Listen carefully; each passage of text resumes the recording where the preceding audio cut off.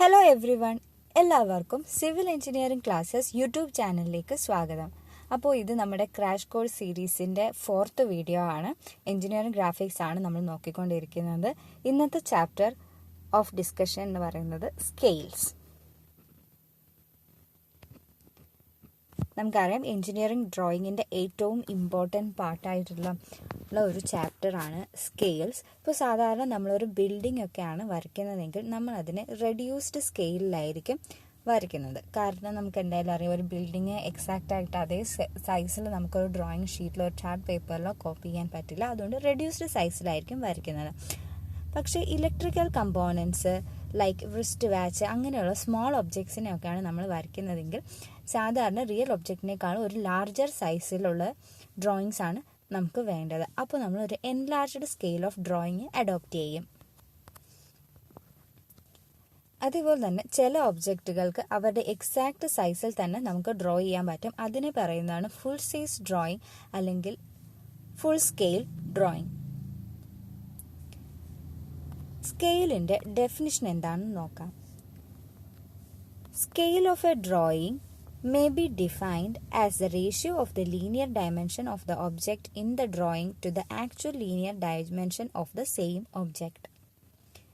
Ratio of the linear dimension of the object divided by to the actual linear dimension of the same object. ഇതാണ് സ്കെയിലിൻ്റെ definition. നമ്മൾ already first ചാപ്റ്ററിൽ കണ്ടതാണ്. Engineer scale set available ആണ്. Different M1 to M8 നമ്മൾ പറഞ്ഞതാണ്. 8 സെറ്റുകൾ ചേരുന്നതാണ് ഒരു എൻജിനീയർ സ്കെയിൽ സെറ്റ് എന്ന് പറഞ്ഞിരുന്നു. 12 സ്കെയിൽസ് ഉള്ള എൻജിനീയർ സ്കെയിൽ സെറ്റും അവൈലബിൾ ആണ്. ഇനി ഈ ചാപ്റ്ററിലെ ഏറ്റവും ഇമ്പോർട്ടൻ്റ് ആയിട്ടുള്ള ഒരു ഡെഫിനിഷൻ നോക്കാം. That is representative fraction.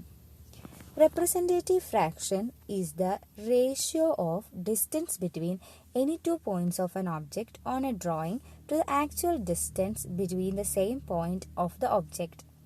Mathematically പറയുകയാണെങ്കിൽ representative factor, that is RF, equal to distance of the drawing divided by distance on the object. ഇതൊരു വളരെ ഇമ്പോർട്ടൻ്റ് ആയിട്ടുള്ള ഒരു പോയിന്റ് ആണ്. സ്കെയിൽസ് നമ്മൾ ഓൾറെഡി ലാസ്റ്റ് വീഡിയോയിലൊക്കെ ഇത് പറഞ്ഞതാണ്. റെഡ്യൂസിങ് സ്കെയിലുണ്ട്, എൻലാർജ് സ്കെയിലുണ്ട്, ഫുൾ സ്കെയിൽ ഉണ്ട്.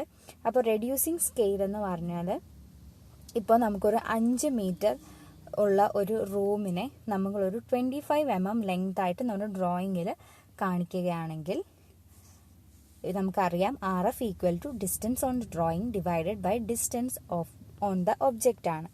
So 25 mm divided by 5 metre, രണ്ടിനെയും സെയിം യൂണിറ്റിലേക്ക് കൺവേർട്ട് ചെയ്യുന്നു. അപ്പോൾ നമുക്ക് RFൻ്റെ വാല്യൂ 1/200 എന്ന് കിട്ടുന്നു. So the scale of the drawing is 1:200. ഇതാണ് ഒരു reducing scale. Next one is enlarging scale. ഒരു typical terminal strip of 10 mm consider ചെയ്യുക. അത് നമ്മൾ ഡ്രോയിങ്ങിൽ ഒരു 50 mm ആയിട്ട് നമ്മളതിനെ വരയ്ക്കുകയാണ്. So RF equal to distance on the drawing divided by distance on the object. So 50 mm divided by 10, that is 5/1 is the RF or the representative factor. So the scale of the drawing will be 5:1. ഇതാണ് ഒരു enlarging scale. Last വീഡിയോയിൽ നമ്മൾ പറഞ്ഞിരുന്നു designation of an enlarging scale is X:1. Reducing scale ആണെങ്കിൽ that will be 1:x. So ഇതാണുള്ളത്. അടുത്തത് full scale drawing. Full scale drawing എന്ന് നമുക്ക് എന്താണെന്ന് അറിയാം. ഒരു actual length of the electrical switch board എന്ന് പറയുന്നത് 30 mm ആണെങ്കിൽ ഡ്രോയിങ്ങിൽ നമ്മൾ 30 mm ലെങ്ത്തിൽ ഇതിനെ വരയ്ക്കുന്നു. അതിനാണ് ഫുൾ സ്കെയിൽ ഡ്രോയിങ് എന്ന് പറയുന്നത്. So RF equal to distance on the drawing divided by distance on the object, that is 30 mm by 30 mm, 1:1. Full scale ഡ്രോയിങ്ങിൻ്റെ ഡെസിഗ്നേഷൻ 1:1 ആണ്. നെക്സ്റ്റ് നമ്മൾ ചെറിയ ക്ലാസ്സുകളിലൊക്കെ പഠിച്ചിട്ടുള്ളതാണ് milli, centi, decimetre, deca, hecto, kilometre. അത് just ഒരു ടേബിളിൽ തന്നിരിക്കുകയാണ്. ഇത് നമ്മൾ മനസ്സിലാക്കിയിരിക്കണം. ഓവർസിയർ ITI ലെവൽ എക്സാമുകൾക്ക് ചോദിക്കാറുണ്ട് ഈ ക്വസ്റ്റ്യൻ. സോ ഫസ്റ്റ് സ്റ്റാർട്ട് ചെയ്യുകയാണെങ്കിൽ 10 mm അല്ലെങ്കിൽ മില്ലിമീറ്റർ ആണ് ഒരു സെൻറ്റിമീറ്റർ. അതുപോലെ 10 സെൻറ്റിമീറ്റർ ആണ് ഒരു decimetre. 10 decimetre equal to 1 metre. 10 metre equal to 1 decametre. 10 decametre equal to 1 hectometre. 10 hectometre equal to 1 kilometre.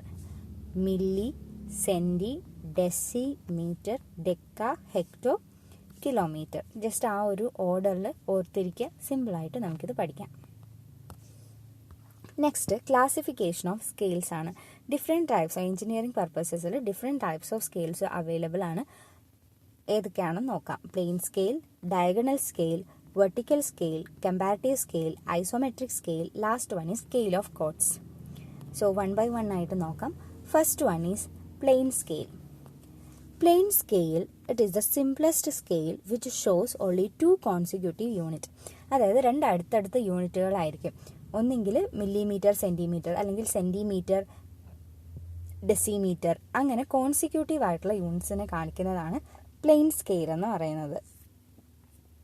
അപ്പോൾ ഫസ്റ്റ് പ്ലെയിൻ സ്കെയിൽ നമ്മൾ ചെയ്യാമെന്ന് വെച്ചാൽ ഒരു സെൻറ്റിമീറ്ററിൻ്റെ, ഇപ്പോൾ സെൻറ്റിമീറ്റർ മില്ലിമീറ്ററിൻ്റെ ആണ് പ്ലെയിൻ സ്കെയിൽ നമ്മൾ വരയ്ക്കുന്നതെന്ന് വെച്ചാൽ സെൻറ്റിമീറ്ററിൻ്റെ ഓരോ ലൈൻ വരയ്ക്കും. അതിന് ഓരോ സെൻറ്റിമീറ്ററിനെ ഇങ്ങനെ ഡിവൈഡ് ചെയ്ത് കാണിക്കും. എന്നിട്ട് ഒരു സെൻറ്റിമീറ്ററിനെ നമ്മൾ മില്ലിമീറ്റേഴ്സ് ആയിട്ട് ഡിവൈഡ് ചെയ്ത് കാണിക്കുന്നു. ഇതാണ് പ്ലെയിൻ സ്കെയിൽസ് എന്ന് പറയുന്നത്. For the construction of the plain scale the following are required. First of all നമുക്ക് റെപ്രസെൻറ്റേറ്റീവ് ഫ്രാക്ഷൻ അറിയണം, measuring unit of the scale and maximum unit two be measured. ഇത്രയും കാര്യങ്ങൾ അറിഞ്ഞാൽ മാത്രമേ നമുക്കൊരു പ്ലെയിൻ സ്കെയിൽ കൺസ്ട്രക്ട് ചെയ്യാൻ പറ്റുള്ളൂ. ജസ്റ്റ് നമുക്ക് ടെക്സ്റ്റ് ബുക്കിൽ കൊടുത്തിരിക്കുന്ന ഒരു പ്രോബ്ലം നമുക്ക് നോക്കാം, ജസ്റ്റ് എല്ലാം മനസ്സിലാക്കാൻ വേണ്ടി മാത്രം. Problem is that draw a plain scale of 1 centimeter equal to 5 meter and show 37 meter. So ഇതാണ് നമ്മുടെ തന്നിരിക്കുന്ന പ്രോബ്ലം. ഫസ്റ്റ് നമുക്ക് 1 സെൻറ്റിമീറ്റർ ഈക്വൽ ടു 5 മീറ്റർ എന്ന് തന്നിട്ടുണ്ട്. അപ്പോൾ ഇത് വെച്ചിട്ട് റെപ്രസെൻറ്റേറ്റീവ് ഫ്രാക്ഷൻ കണ്ടുപിടിക്കാം. റെപ്രസെൻറ്റേറ്റീവ് ഫ്രാക്ഷൻ നമുക്കറിയാം distance on drawing divided by distance on object ആണ്. That is 1 centimetre divided by 5 metre. Actually ഇത് 5 മീറ്റർ ആണ്, പ്രിൻറ്റിംഗ് മിസ്റ്റേക്ക് ആണ് വന്നിരിക്കുന്നത്. 5 metre. 1 centimetre divided by 5 into 100 centimetre. Representative factor നമുക്ക് കിട്ടുന്നത് 1/500. Scale of the drawing will be 1:500. അപ്പോൾ നമുക്ക് ഇതിനകത്ത് 37 മീറ്റർ ആണ് കാണിക്കേണ്ടത്. അപ്പോൾ നമ്മൾ എത്ര ലെങ്ത് ഉള്ള സ്കെയിൽ വരയ്ക്കണം? That is the length of the scale required. Length of the scale required equal to RF into നമുക്ക് ഒബ്ജക്റ്റ് നമുക്ക് എത്രയാണ് റെപ്രസെൻറ്റ് ചെയ്യേണ്ടത് എന്നുള്ളത് തമ്മിൽ മൾട്ടിപ്ലൈ ചെയ്യുമ്പോൾ നമുക്ക് എന്ത് കിട്ടും? എത്ര ആണ് സ്കെയിൽ നമ്മൾ ഡ്രോയിങ്ങിൽ വരയ്ക്കേണ്ടതെന്ന് കിട്ടും. That is length of the scale is equal to RF into length to be measured. നമുക്ക് 37 മീറ്റർ ആണ് കാണിക്കേണ്ടത്. സോ ഒരു 40 മീറ്റർ വരച്ചാലാണ് നമുക്കൊരു പ്ലെയിൻ സ്കെയിലിൽ ഒരു 37 മീറ്റർ നമുക്ക് വരയ്ക്കാൻ പറ്റുന്നത്. So RF that is 1/500 into 40 into 1000 mm. നമുക്കൊരു ആൻസർ കിട്ടുന്നത് 80 mm ആയിരിക്കും. അപ്പോൾ 80 mm ഒരു സ്കെയിലാണ് നമ്മൾ ഫസ്റ്റ് ഡ്രോ ചെയ്യേണ്ടത്. സോ 80 mm ഒരു ലൈൻ നമ്മൾ വരയ്ക്കുന്നു. 80 mm ലൈൻ നമ്മൾ വരച്ചതിന് ശേഷം അതിനെ 4 ഈക്വൽ പാർട്സ് ആയിട്ട് ഡിവൈഡ് ചെയ്യുന്നു. 0 ഇവിടെ മാർക്ക് ചെയ്യുന്നു. 10 മീറ്റർ, 20 മീറ്റർ, 30 മീറ്റർ. അപ്പം 80 mm ഓരോ 4 പോർഷനായിട്ട് നമ്മൾ ഡിവൈഡ് ചെയ്യുന്നുണ്ട്. ഓരോ പോർഷൻ 10 മീറ്ററിനെ ആയിരിക്കും റെപ്രസെൻറ്റ് ചെയ്യുന്നത്. അപ്പോൾ ഇതിനകത്തിന് നമുക്ക് 7 മീറ്ററും കൂടി വേണം. ഇപ്പോൾ 30 മീറ്റർ ഈ സ്കെയിലിൽ നിന്ന് കിട്ടി, 7 മീറ്ററും കൂടി വേണം. അപ്പോൾ നമ്മൾ ഫസ്റ്റ് ഡിവിഷനെ 10 ഈക്വൽ പാർട്സ് ആയിട്ട് ഡിവൈഡ് ചെയ്തിട്ട് 7 മീറ്റർ അതിനകത്ത് എടുക്കുന്നു. അപ്പോൾ നമ്മൾ 37 മീറ്റർ ഇങ്ങനെ മാർക്ക് ചെയ്യാൻ പറ്റും. ഇതാണ് ഒരു പ്ലെയിൻ സ്കെയിലിൻ്റെ എക്സാമ്പിൾ. ഇപ്പോൾ നമുക്ക് പ്രോബ്ലത്തിൽ തന്നിരിക്കുന്നത് ഏരിയ അല്ലെങ്കിൽ വോളിയം ആണെങ്കിൽ എങ്ങനെ വരുമെന്ന് നോക്കാം. ക്വസ്റ്റ്യൻ തന്നിരിക്കുന്നത് a room of 1000 m³ volume is represented by 125 cm³ in a model. So ഇത്രയും ഡീറ്റെയിൽസ് വെച്ചിട്ട് നമുക്ക് RF കണ്ടുപിടിക്കാൻ പറ്റും. Question is that the draw a plain scale long enough to read 30 metre. What is the RF on the scale? Indicate a distance of 19.5. Just ഈ problem നമ്മൾ ഇതിൻ്റെ വരയ്ക്കുന്നത് എങ്ങനെയാണെന്ന് തോന്നുന്നില്ല. ഈ പ്രോബ്ലം എങ്ങനെ സോൾവ് ചെയ്യാമെന്നുള്ളത് മനസ്സിലാക്കിയിരിക്കുക. അപ്പോൾ ക്വസ്റ്റ്യനിൽ തന്നെ നമുക്ക് RF കണ്ടുപിടിക്കാനുള്ള എല്ലാ കാര്യങ്ങളും തന്നിട്ടുണ്ട്.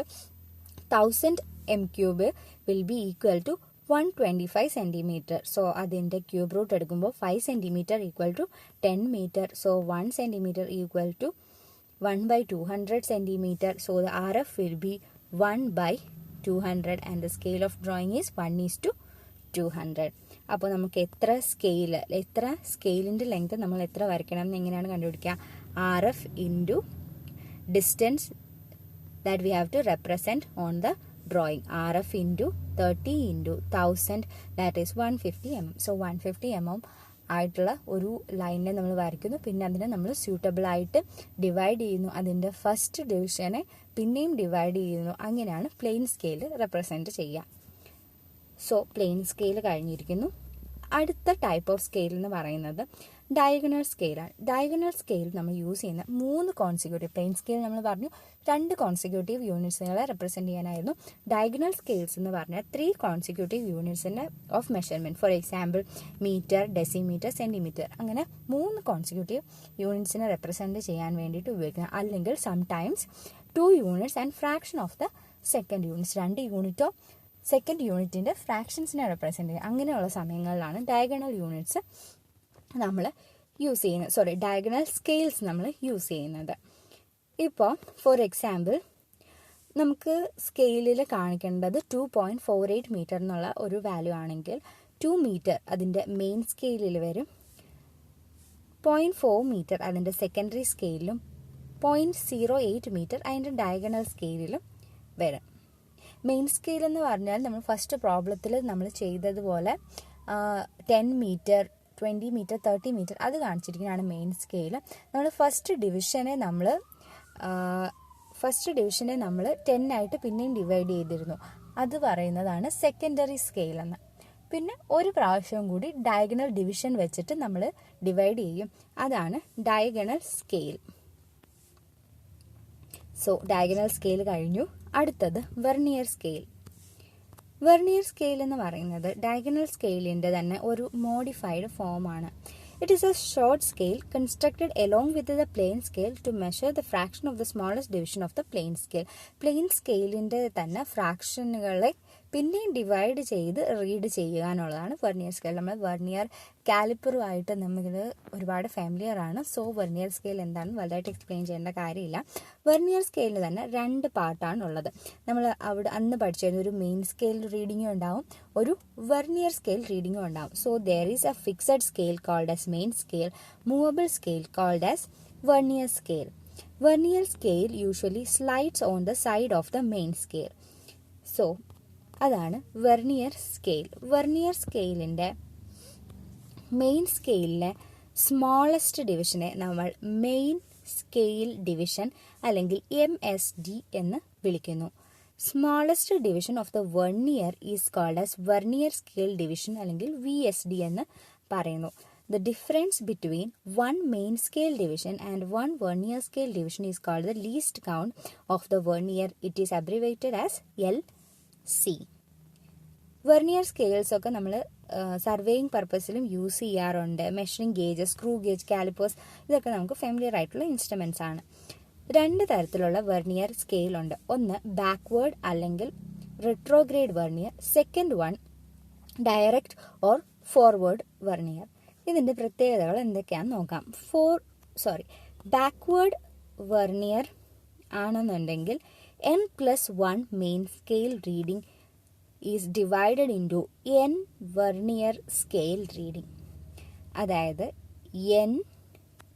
NVSD vernier scale reading will be equal to N+1 main scale reading or MSD. That is what is called as a backward vernier or a retrograde vernier. ഇതിൻ്റെ ലീസ്റ്റ് കൗണ്ട് വരുന്നത് 1/n MSD ആയിരിക്കും.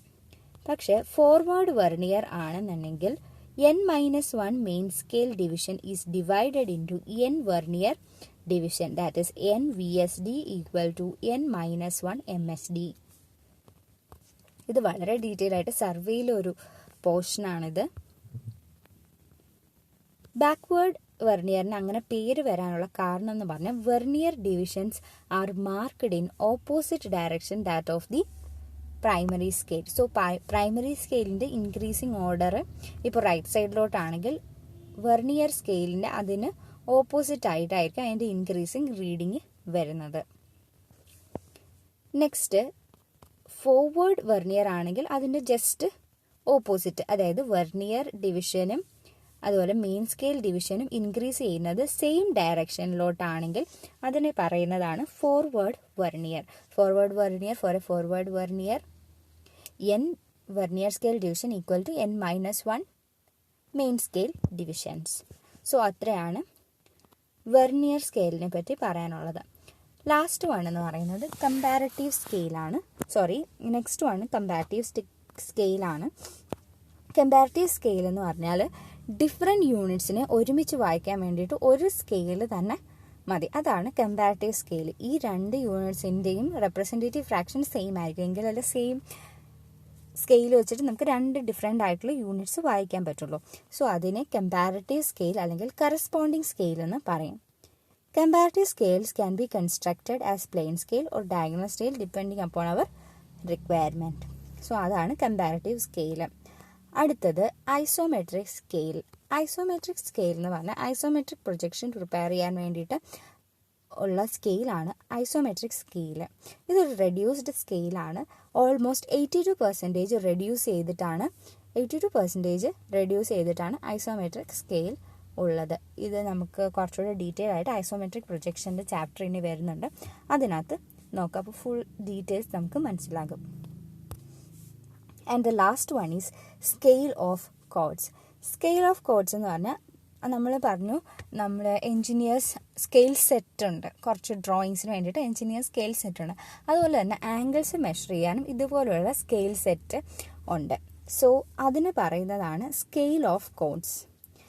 Scales are set out to measure the angles in place of protractor. പ്രൊട്രാക്ടറിന് പകരം ഉപയോഗിക്കുന്നതാണ് a scale which is used to make or measure the angles of any മാഗ്നിറ്റ്യൂഡിനെയാണ് scale of chords എന്ന് പറയുന്നത്.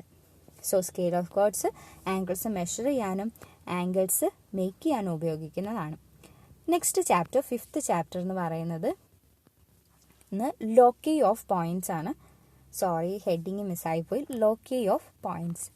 Locus എന്ന് പറഞ്ഞാൽ ഒരു പാത്താണ്, ഒരു പോയിന്റ് സ്പേസിൽ മൂവ് ചെയ്യുമ്പോൾ അത് ഫോളോ ചെയ്യുന്ന path under some given conditions.